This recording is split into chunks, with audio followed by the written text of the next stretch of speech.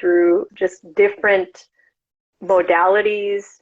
Well, the modalities came around this time of deciding to take a trip to Bali, and my first solo trip where I wanted to just be with myself. And I had been sort of chasing experiences and realized that that wasn't fulfilling me. And so there was a friend that inspired me who had gone to Bali, and I had read the book Eat, Pray, Love, and I was really feeling inspired that I was in that place of self-discovery. And so I found this spiritual retreat in Bali, and I traveled for a week alone in Bali, and then another week I had at this retreat, and I got exposed to Reiki, to Chini Sang, which is a Chinese abdominal massage, Chinese astrology, kinesiology, and a couple other healing modalities, and yoga and meditation. And then when I came back, there was just this like sort of knowing of like, I need to connect with Reiki. Hello everyone, I am your host Lion, and I believe that our trials and tribulations have a purpose. They are the kick in the ass we need to discover ourselves more deeply and grow as humans. Those of us who are committed to growth can use our setbacks to propel ourselves exponentially. In this episode, I'm joined by Virpal, who is a testament of the courage within the feminine spirit. Come join us as we learn how she stepped out of her comfort zone to challenge the status quo as it relates to the place of women in her community, as well as her journey and discovery of Reiki. If you enjoyed today's episode, please consider sharing it with someone you've lost touch who would appreciate hearing from you. Till the next episode, love and light. I'm super excited and, not gonna lie, a little bit nervous, really about sharing my story. But I think I'm just really thinking about stepping into inspiring others to also share their story. So thank you so much.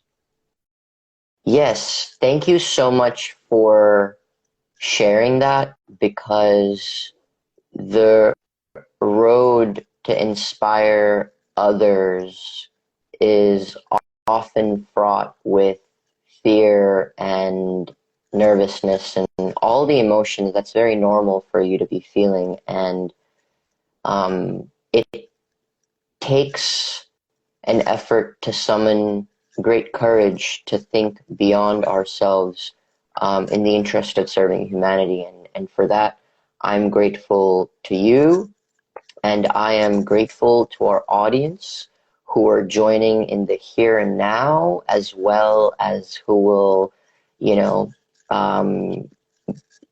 experience this, in time. And so with that, if it's okay with you, may I start by sharing a introduction? That'd be wonderful. Thank you. Fantastic. So welcome again to our audience and to our guest to episode 19 of the Get Out of Your Comfort Zone podcast series. I am so excited for our guest today. She is an energetic healer and an overall badass woman. Virpal grew up in San Jose. She grew up in the U.S. Is currently in her early 30s with two older siblings. And one thing to note, Virpal comes from an immigrant family. Her ethnicity, her heritage is Punjabi Indian. And the other important thing to note is that she is the only daughter of her family. As far as her background goes, she was trained with both her bachelor's as well as her master's in business, and had quite the prolific career in the corporate world before, sort of embarking on this current path.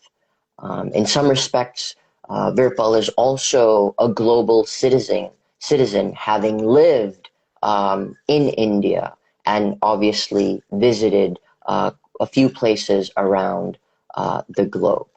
Part of the reason why I am very excited to share Virpal's story is for two reasons. First, being her experience as a woman who is a person of color and the immigrant experience, that she sort of grew through, and some of the growing pains of empowering herself. Additionally, as the title suggests, this episode is also going to focus on energetic healing. And I know that this is an area where there are a lot of perceptions around the veracity of energetic healing. People sort of doubt and question. And having somebody who very much fit the box of this very corporate centric and career focused individual who speaks from their experience of energetic healings and topics that a lot of us don't know a lot about and have questions about as a result of our lack of enlightenment. I thought it would be very important and quite valuable to hear from somebody who comes from our world, right? As somebody who might solicit more trust. So, with that, Virpal, do you feel like I was able to encapsulate everything, or is there anything that you would like to add before we dive into it? No, thank you so much. And I just want to also just say, I think you dated me a little bit, making me a little younger than I am. I'm actually in my early 40s. Okay. So just wanted to make that correction. So hi everybody. My name is Virpal, and I am super, super excited to be here and really just share whatever I can about my own personal experience so I can inspire others, and really hope that this gives people courage, as it is taking me courage to also share my story, to really start breaking the chains of the story that women need to really hold their truth. And I think it's time for us as women to start really speaking our truth and starting to change ancestral patterns. So thank you so much. Here. Thank you. So why don't we begin by first talking about the story of how you and I met. Yeah, I think it was a really divinely orchestrated meeting. So we were at the Center SF for open mic night, and I had just finished a Reiki infused gong bath activation at the center. So I was there with a few friends, and I always take the time when I feel called to go to open mic and also share a song, actually a sacred hymn from my Sikh ancestry. And so Lion was there with some friends, just kind of passing through San Francisco, and he shared a poem and then also supported another friend with some music. And I think it was really your vulnerability and your courage to really just share who you are really authentically that really instantly kind of made me think about, who is this guy? And really your name, Lion, because that is something that I have been really finding internally, is really connecting to my lioness with my Sikh heritage, but really remembering to have this courage to speak. And so, and then when I shared my hymn playing on the harmonium, it was really, really a connection, because you talked about rainbows. And, for me, rainbows are a big part of my life. They have always been since I was a kid. and really the fact that I practice Reiki, the chakra system is often represented by the rainbows, and rainbows represent unity for me. So I thought it was really nice to also see another South Asian brother that was there, really speaking your truth and inspiring others, whether it was uncomfortable or not for you. I think sometimes that's something that I sit with, is discomfort of really sharing who I am very authentically, and to be honest, in spaces that are often really don't have a lot of people of color in them. So I was really connecting with you on that part of it, on our ancestry and just your courage. So thank you for just being who you are and really inspiring me to also stand up there and say the things that are uncomfortable. Thank you for sharing that. Thank you for sharing that. And I really appreciate the kind words you shared. And I think this would be a great opportunity to stress the importance of showing up in places like open mics, where everyday people are tapping into their divine spirit, which is another way that I refer to the creative spirit, because all creativity in my book comes from a divine place. And showing up to, not only witness and see everyday people, showing their courage through their art, but actually building a devotional practice around showing up, maybe with the intention of waking up the artist or musician within. I have found that our inner child, loves to create, and places like the open mics are very relatable places that are not very intimidating because of just the community and sense of support around, people who come to share. And so let this be a call. If you are listening to this episode, to please look up an open mic near you and go if you've never been. And if you have been, try going more often. So thank you for sharing that, Virpal. With that, let's spend a little bit of time understanding what was it like growing up for you in the Sikh community. And if we could sort of start there, and yeah.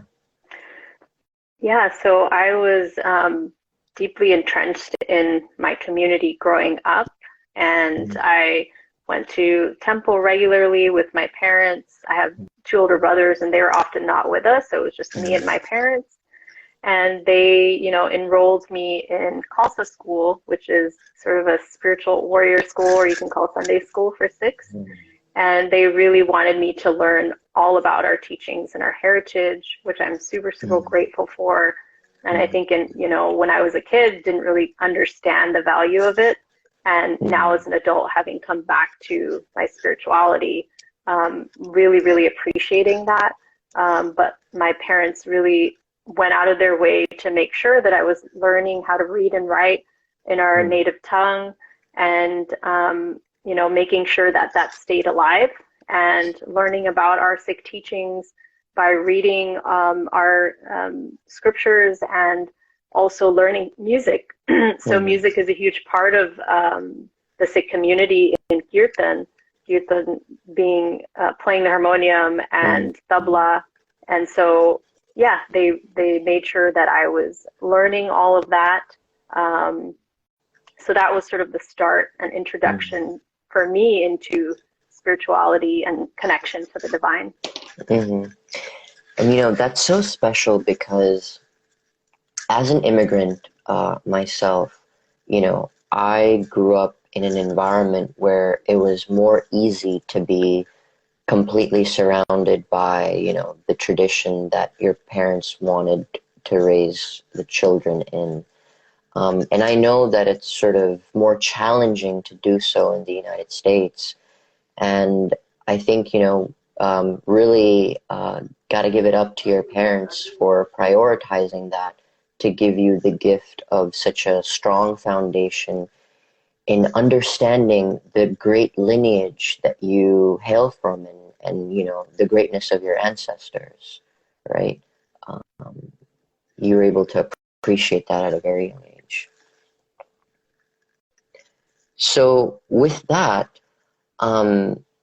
it'd be really interesting to understand something that came up in our conversation in the lead up to today's episode. Is you chose to step out of your comfort zone by falling, you know, by choosing to date, or, you know, finding yourself, you know, being romantically involved with somebody who's not from the same faith as you. Can we talk a little bit about that, and how that impacted your life as it relates to your family dynamics? Yeah, so I went away to school, moved down to Mm-hmm. LA, and you know, this was my first sort of experience of really stepping away from my community and my family. And of course, Mm-hmm. there was community there, and I flocked to them. But it was really the first time that I was able to sort of see who I was, or start to explore who I was outside of my family structure and outside of the community. And so, you know, at some point in college, I met somebody who was not of the same faith, and you know, I was afraid to tell my parents, one, not just of a different faith, but you know, girls are really protected in our community, and women in general, and arranged marriage is still something very prominent, and in the US, even if it means introductions through the family. But it was something at a very young age, actually, even before I started college, that my parents asked me if I wanted to get married at 18. And I was like, no, I want to go to college. But it's in a way for them to sort of protect us. And they see it as women sort of, in some ways, holding the honor of the family, as in if we go the wrong way, or in a way that's not within the rules of the community, then we can really taint the family name. And so there was this fear sort of already built into me of really sharing this person that I had really felt a really deep connection with. And so at some point, you know, I did share with a family member who, you know, was trying to convince me to share with my family, with my parents. And I wasn't ready at the time. And my trust was betrayed, and it was broken. And, you know, my family found out, and I was completely open then. You know, it was never that I was hiding anything. I just hadn't shared it yet, and I wanted to share it in a way that was gonna feel comfortable and safe for me. And so when that did happen, you know, my family was a little bit shocked, and really wanting me to just to end the relationship, and were dissuading me from staying in it, and giving me all these reasons as to why it didn't work. And I really understand where they're coming from, considering their background, where they grew up, in the times that they grew up. You know, they grew up in a very different time.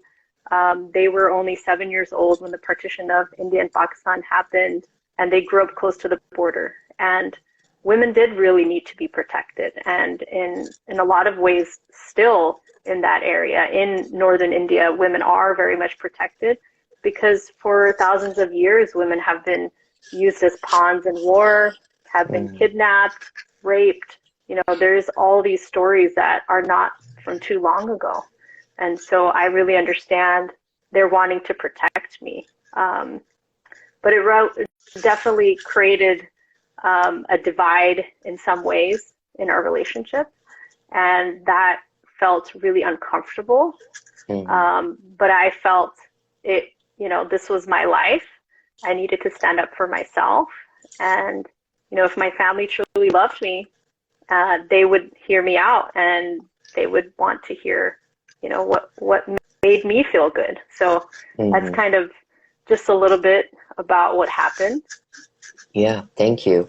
And you referred to the division within your family between you and them. And so to dig on that a little bit, did you experience any shame cast upon you? Did you experience any double standards? And if so, could you share what your experience in that regard was? Yeah, thank you for bringing that up. I mean, there's definitely a double standard.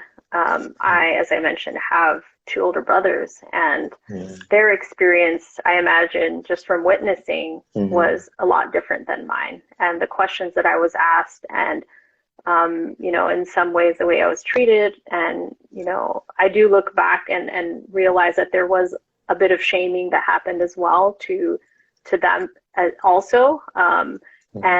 But I felt like in a lot of ways I was being treated differently because I was a woman. And so there was a little bit of shaming in trying to also like manipulate me, or trying to convince me to change my mind through means of, financial support.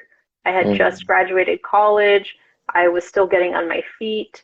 But, that was a moment I said, hey, well, I greatly, greatly appreciate your support. And, as we had talked earlier, like I really see the privilege that I have, and, really acknowledge all of the hard work that my parents have done to get me there, to even send me to school and support me. And so I really, really appreciated that. But I also sort of negotiated, saying, hey, these are some promises you made. Can you support me in these ways? And then, all right, I'm on my own, and that's fine. But I felt, okay, well, you have supported, your sons in ways that I feel I should also receive that support. And just because I'm a woman, I shouldn't be treated differently. Yeah. And, one thing I want to call out is, despite being slighted in the way that you were and having to experience the double standard, how you found it within you to negotiate and advocate for yourself, as opposed to, I know that depending on the situation, if I was in your shoes, I could have very easily said, well, you know what, I don't need you.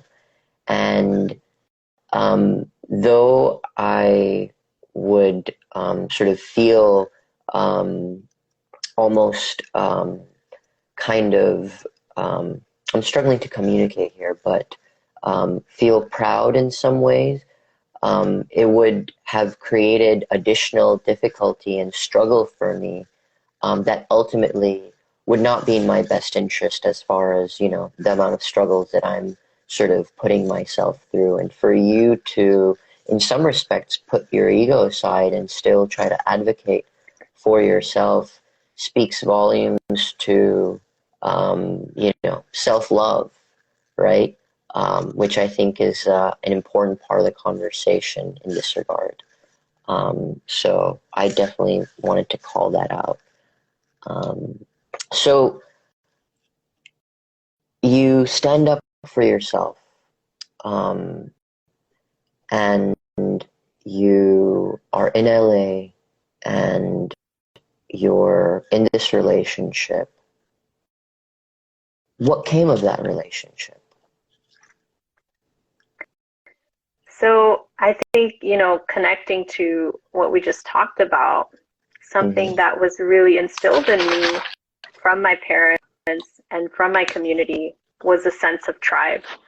And so this was also one of the reasons I, probably subconsciously didn't want to burn bridges, because my tribe was very, very important to me and still is.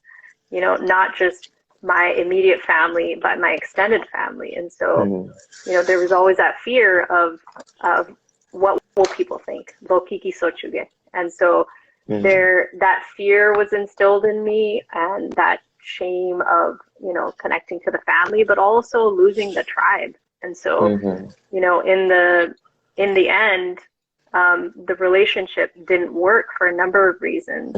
I was needing a tribe and was accustomed to having a tribe. And, the family that I was connecting with this partner, in a lot of ways didn't accept me because I was not part of their tribe, because I was different. So it was happening on both sides. And, I was accepted in some ways, but in a lot of ways I wasn't, because I wasn't of their faith. And so I could see how other women in their faith were being treated differently, and how I was, not welcomed in the way that I could have been. And so, and I also was I realized at that point, there was a lot of transitions happening. The economy had crashed. I wanted to go back to school, and I wasn't really receiving that support in that relationship to do that. And there was a divide being created in a number of other ways.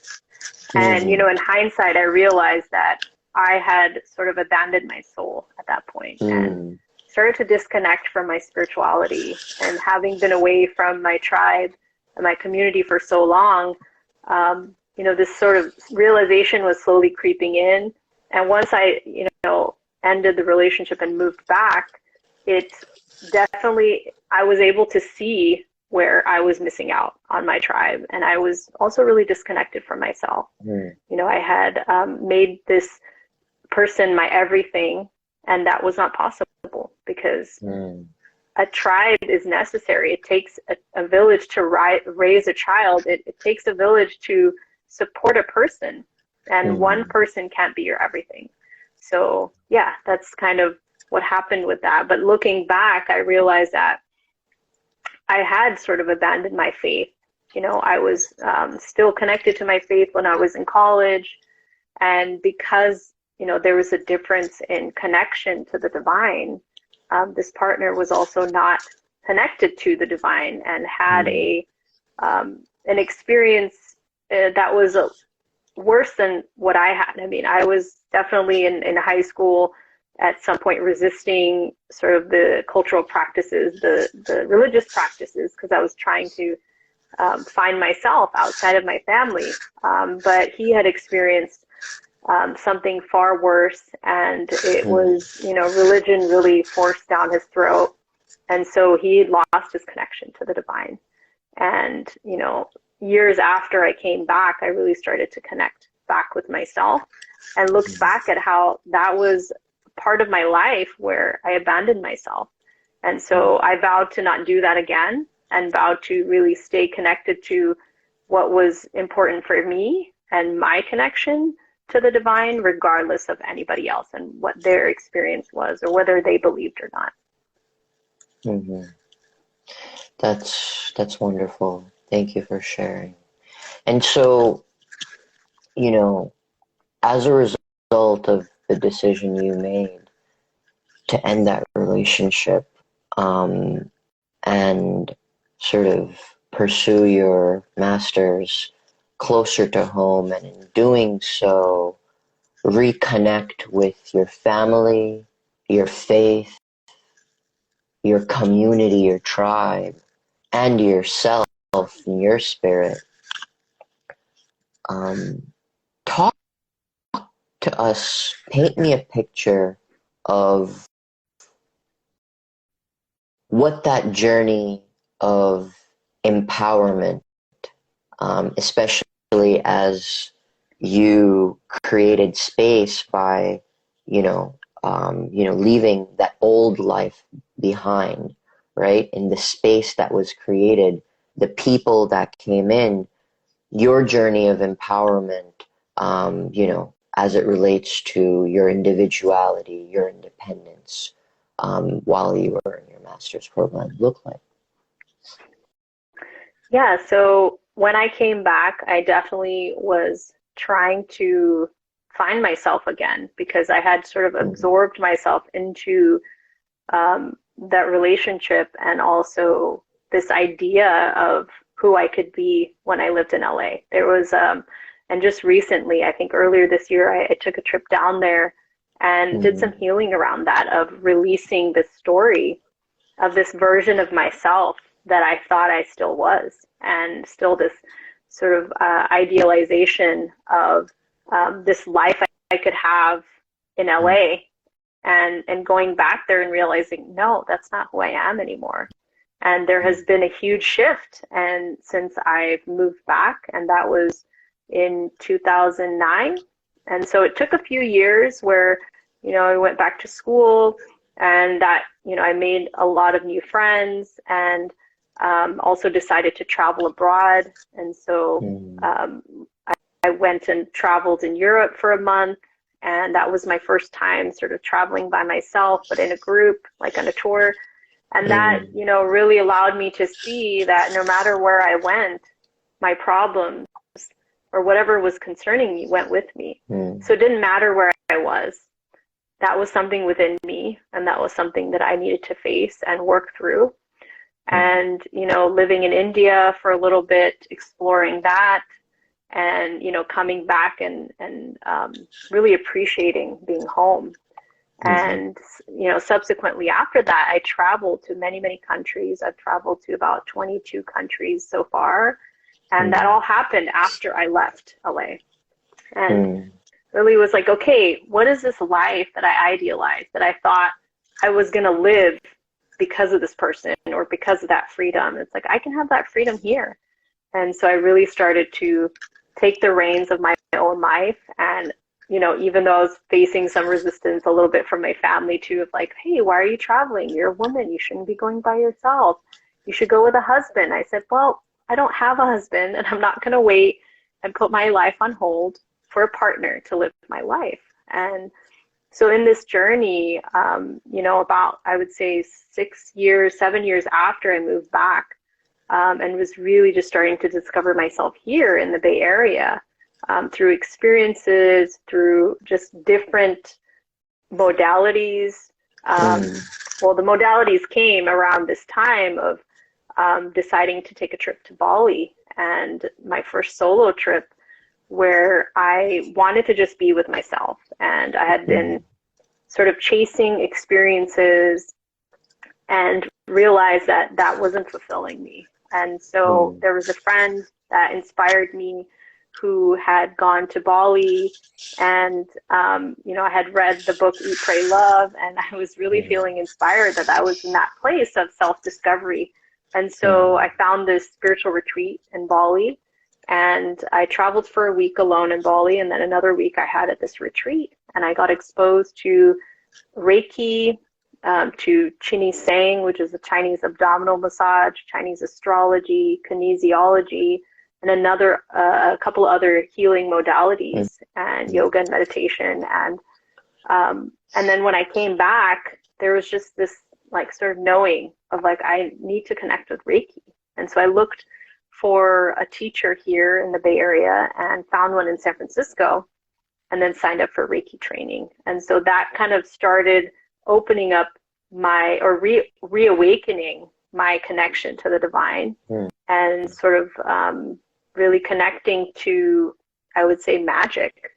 Some people made fun of me, years after that, of like believing in what they did not believe and what they could not see. And yeah, it's just been an amazing journey since then. So thank you so much for sharing. I want to delve a little deeper into something that you said.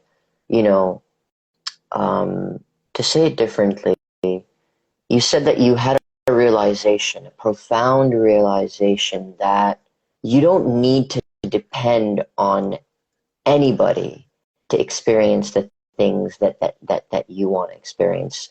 And that is such an ingrained attitude, mentality, in a lot of circles, most definitely the Desi sort of South Asian tradition. And you also spoke to some of the challenges around, the kinds of sentiments you had to deal with your family as you started to come into your own and travel more independently. How difficult was the decision to step out of your comfort zone and say, hey, I'm going to go to Bali, knowing that I'm going to encounter resistance and fear projection and all of these things? I think at the point that I, went to Bali, I had already traveled quite a bit. And so I was used to just saying, hey, well, I'm doing this, whether you like it or not. I'm my own person and I'm an adult now and you can't really control me. And, also sharing my trips with my parents. And I remember one time actually showing my mom photos from a trip I took to Costa Rica and showing her some of the things that I did, like zip lining and jumping off of a hanging bridge. And she was like, wow, she's like, why would you do that? But I could see in her eyes that there was a part of her that was like, wow, she's going and doing things and living her life. And I remember at some point, one of my aunts came over when I was at my parents' house and she was like, hey, why don't you show your aunt that video or those photos? And so I could really see that I was starting to live the life and do the things that my mom never got to do and the things that she couldn't have even imagined. And so, there's a poem by Rupi Kaur where she talks about that, that I'm the first woman in my lineage to have the freedom of choice. I'm the first woman in my lineage to speak my truth. And, my ancestors, my aunties and grandmothers are probably huddled around the mud stove, drinking, masala chai and thinking, wow, one of our own is getting to live so boldly. And so I could see that I'm starting to do the things and say the things that the women before me didn't get to do. And I had those conversations with my mom and still do. And I think she finally has realized that, hey, yeah, I have to change something. Otherwise, we're going to continue going the way that you were and not, I'm not going to have the freedom and I'm not going to have my voice heard. And this is not why you came to the US. This is not, you came here to give us more experiences. And if you wanted me to stay quiet and stay the same way, you would have stayed in India. You wouldn't have educated me and told me to become independent. This is who I am as a result of what you have taught me. So that's something that I echo back to my parents very regularly, that to my dad even, like, I am my father's daughter. You have given me all of this knowledge and taught me to be free, and so now I am. I'm flying as much as I can. Wow, that is so powerful on so many levels. First and foremost, this admiration that your mom, despite all of the struggles she had, which we talked about earlier, we understand why they feel the way they do, especially towards their daughter. But to see that evolution of admiration for her child as a woman to boldly live her life jumping off of a bridge, and then to also sort of you as a child reminding your parents of I am the sum of all of your efforts, right? Like, there's a reason why you came to this country. There's a reason why you as a woman sort of fed me the ideas and everything that you did. And here I am in a place where I can realize more of my potential than you were able to, or that our ancestors were able to. So accept me as I am.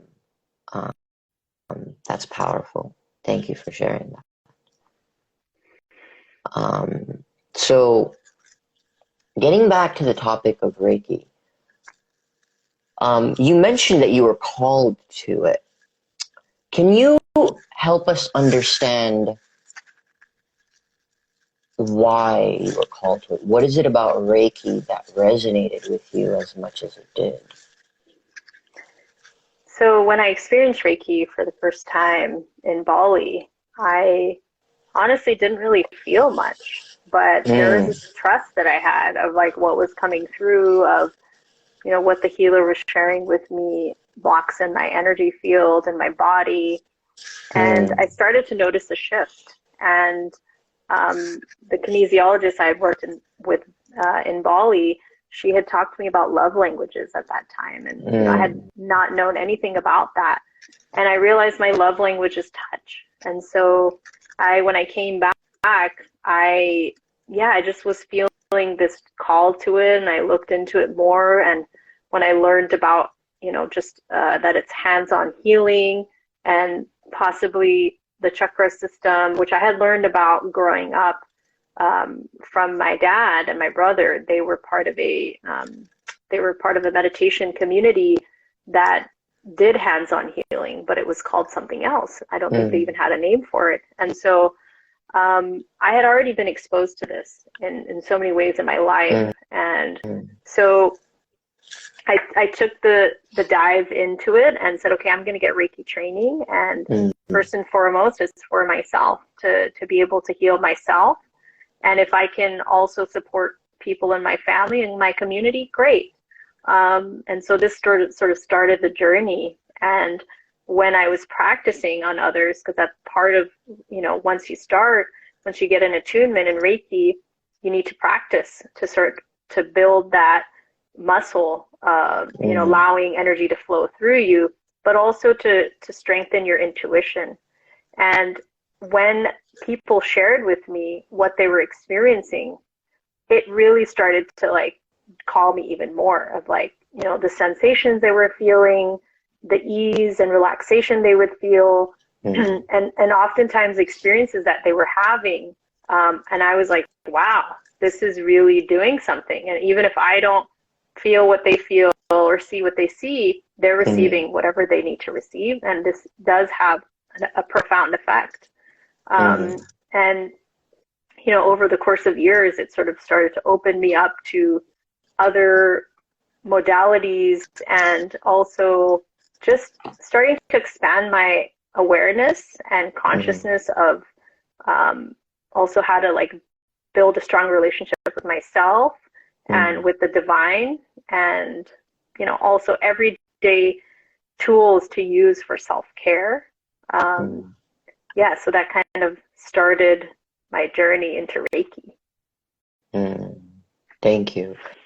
You know, one thing of note that I want to sort of call more attention to is how you alluded to the fact that when you first experienced Reiki, you were somewhat of a skeptic, right? You didn't feel much. However, there was something within you that, you know, let's call it inexplicable, that um, called you and kept calling you to explore and enlighten yourself and educate yourself and seek out knowledge in this regard. Now, I want to put a pin in that for just 1 second. And earlier today, you shared a post with me about sort of this over reliance on the intellect as it relates to Western scientific thinking, which primarily and large parts of it over the last couple of hundred of years was dominated by sort of European mentalities, especially those traditions, cultures, countries who were colonizers, right? And as part of, this sort of stewardship, for lack of a better term, of this Western scientific way of thinking, there was a lot of shade, there was a lot of doubt cast upon anything that did not fit that way of thinking.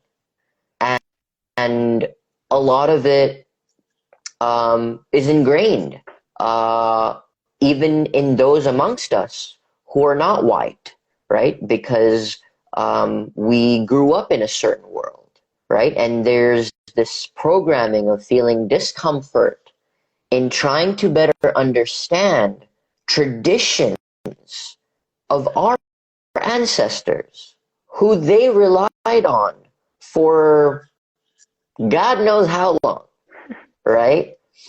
And in trying to reconnect with those roots and learnings and teachings, this discomfort within yourself, right? As a way of deprogramming what we might have been led to believe of, Reiki, the chakra system, yoga, energetic healing, not being a verifiable way of measuring how effective a healing modality might be. So that was brilliant, first of all, for you to share that with me and the timing of it all. But I'd love to hear you share more about your journey navigating that struggle, and probably at times, you said it yourself, your friends making you feel like, they're whatever challenging emotion, and what was it like for you to navigate that and continue to follow that voice, that intuition? Please share with us. Yeah, it's it brings back a lot of memories of various people, particularly people that I loved very deeply, and them having a really deep effect on me when they didn't believe me. And it wasn't even about believing me, it was just trusting that, what I was experiencing was my experience, and saying, okay, I honor what your experience is. And I've found that oftentimes, because somebody hasn't experienced something, they automatically don't believe it. And I've started to have more, give them more grace, and also have more compassion for those that have not experienced, that have resistance because of all that you said of these, this programming to not believe, because we need a scientific reason as to why it works. And I think because I have been initiated multiple times in my life, initiated in the Sikh faith by taking Amrit, which is called nectar, being initiated through the Vietnamese teacher Lung Ming Dang, being initiated again through Reiki. This was like a remembering for me. And from, what I've learned in the last 2 years, and even growing up, learning about karma, and that, my soul is infinite. There are things that I had believed, and I have believed for a long time, and for a moment had lost faith because others in my life didn't believe, and didn't believe there was a higher power because of their wounding. Something that's really kept me going is my faith, and saying, hey, well, I've seen my parents manifest things in their life, and that is through the teachings that they grew up with, through teachings that they've learned. My dad, we still talk about it, how he has talked about manifestation of, like, he wanted a certain type of car, and so he had a picture of it, and he meditated on it, and he got the same car, the same color, all of that.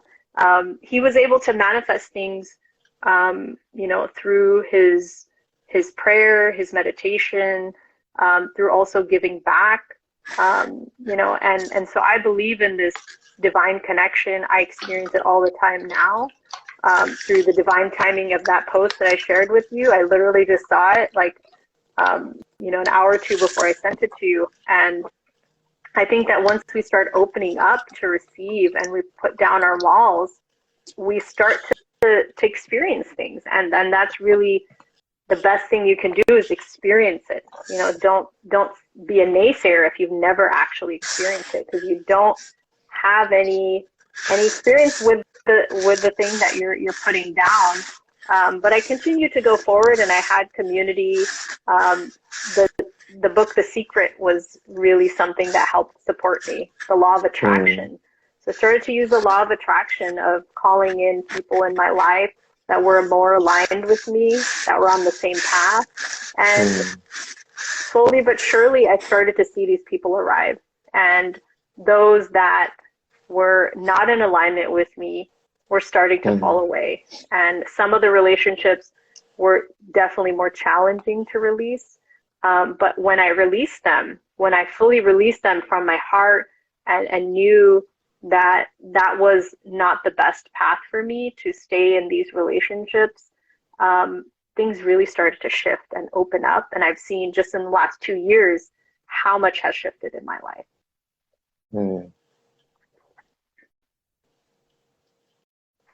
Wow. Thank you. Thank you for sharing that, and validating my own experience, right, of the journey I have been on, and how it's fraught with a lot of difficulty, but the belief in the magic, right, of if you believe in it, then it will reveal itself, and your desires, rooted in your heart, will start to manifest themselves. I want to spend a little bit of time before we end for today, trying to better understand, you know, given Reiki and energetic healing is something that is not well understood, generally speaking, in our society, but which is changing, and you're playing a role in that.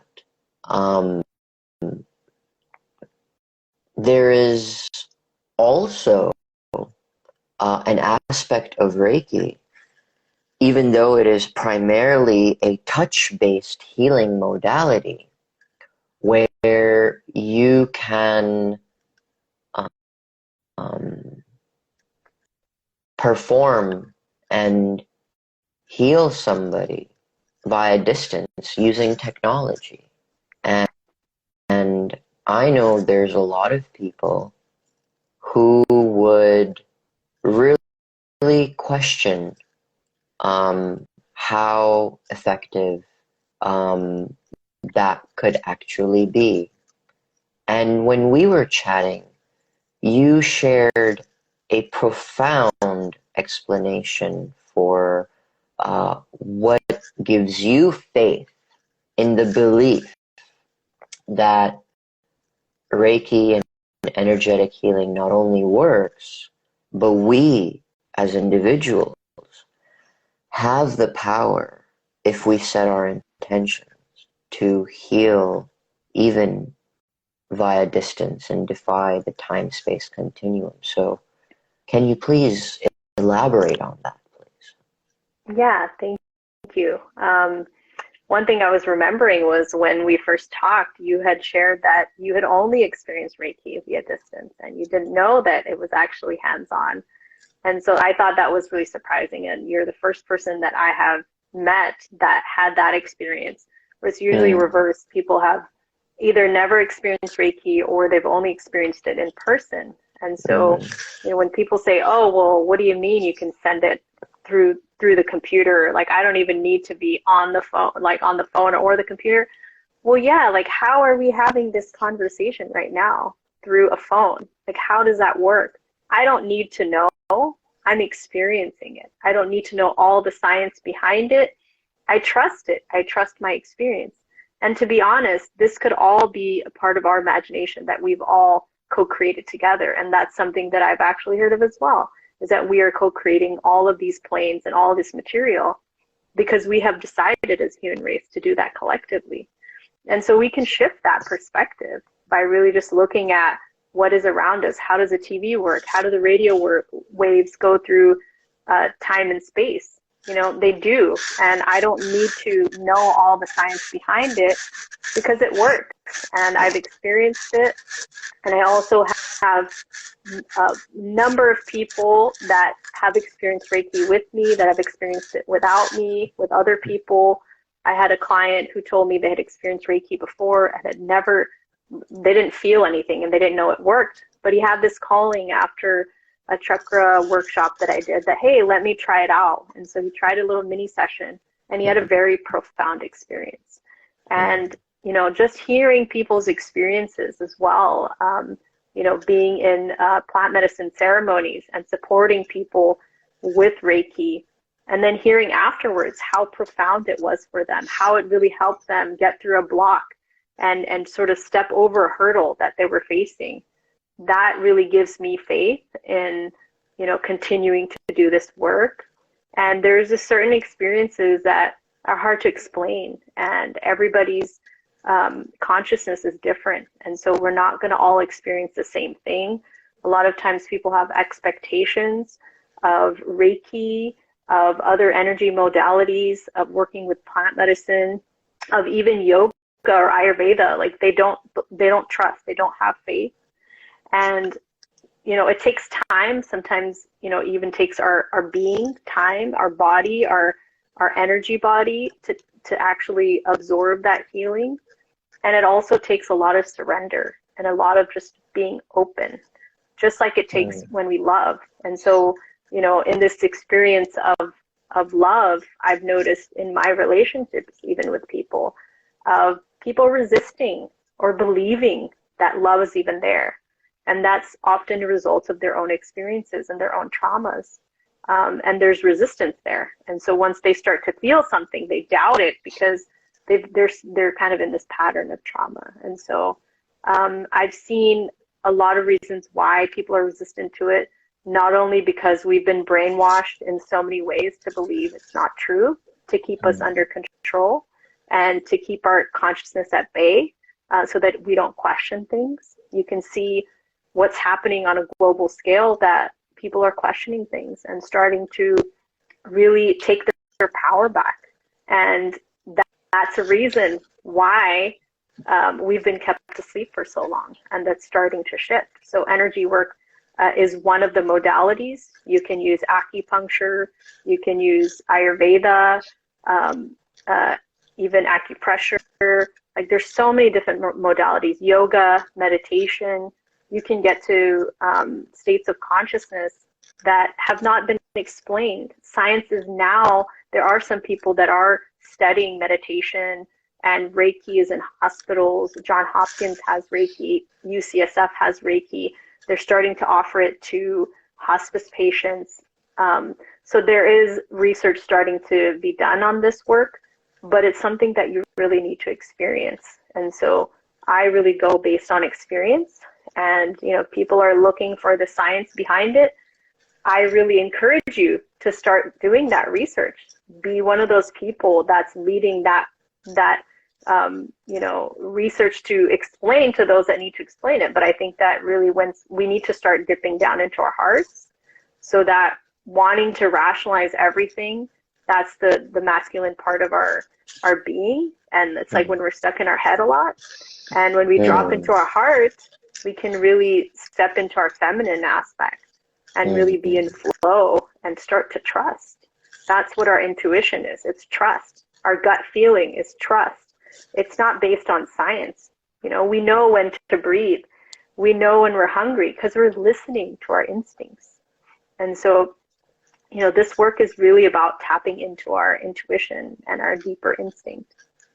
Mhm. Yeah, that trust when you surrender is rooted in a belief. And really, that's the foundation of all belief, and the leap of faith that we know about. And that's something that's not an alien topic to most of us. And it's a wonderful way of, sort of making it relatable to audiences who've never heard of Reiki or chakras, right? Or energetic healing. But you think about it, how does modern telecommunications and modern technology really work? It's through movement of energy in a lot of different ways. And we have powers as humans. So it is with that, I can't begin to thank you, Virpal, for making the time and showing up, in your power with so much courage to share on topics, not just one.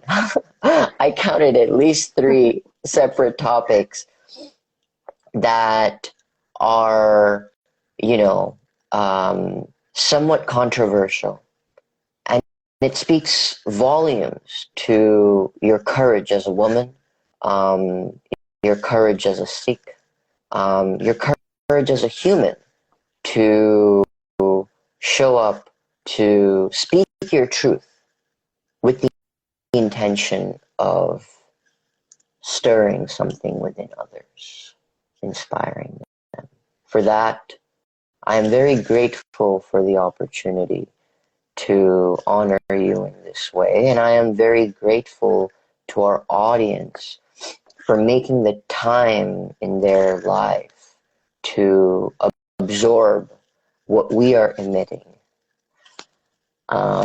With that, do you have any last words that you would like to share before we end for the day, Virpal?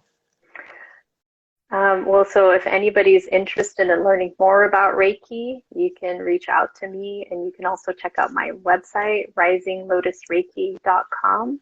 I also host events in San Francisco, and I'm in the Bay Area, so definitely just reach out if you want to have a conversation or you're interested in any of the things that I mentioned. I'm here. And I really just want to thank you, Lion, for just even initiating this conversation, and thanking all of my sisters out there that have done things to break the chains of their ancestry and really starting to shift things for your lineages. It's really taking a lot of us to shift things on this planet, and really also for not just the feminine but the masculine to step up and honor the feminine and really change the stories and relating towards women. And so I really honor you, Lion, for doing that and being a divine masculine and holding this container for me, and for these conversations, because as you mentioned, we're leaving a legacy here, and I really appreciate you just holding this space. So thank you so much. Well, it is my privilege to have this opportunity. And on that note, we'll be sharing Virpal's contact and Instagram information in the episode description. And with that, I bid you all adieu, love and light, till the next episode. Cheers. Thank you so much for tuning in to this episode of the Get Out of Your Comfort Zone series. I hope it moved you and inspired you if you are feeling stuck with something in your life. If you would like to further connect with our guest, please see their contact in the description. Please consider taking a moment to rate this podcast. Please also consider showing us some love on your Instagram story. You can find our info in the episode description. Until the next episode, I wish you infinite love and light. Thank you so much for tuning in.